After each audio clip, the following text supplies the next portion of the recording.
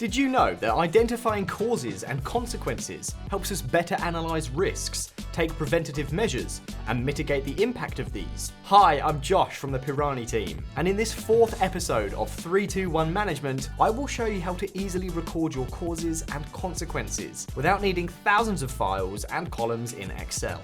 Before we start, let's remember that causes, these are the factors or events that can cause a risk. That is, what can trigger a situation of danger or uncertainty. Causes can be internal or external to an organization. Consequences, these are the effects that may result from a risk that materializes. Consequences can be positive or negative, depending on the type of risk and its impact on the organization.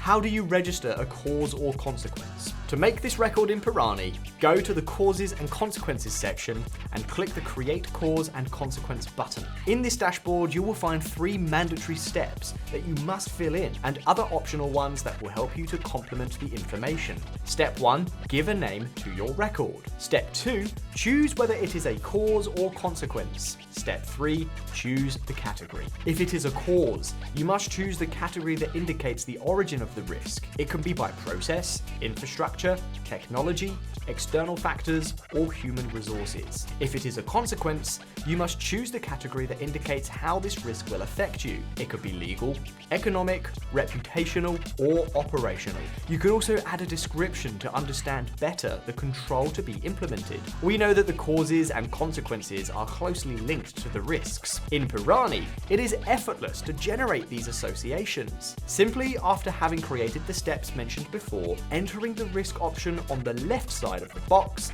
and then clicking the Associate button, you will find all your created risks. Choose the ones of your interest and click on the plus icon and ready. You could repeat this process to associate those responsible for monitoring the cause and consequence. Now, click on the Create button, and just like that, you have the cause or consequence registered and associated with the risk. To generate associations with controls or events, you must create the cause or consequence. Go to the control or event and develop the association from there.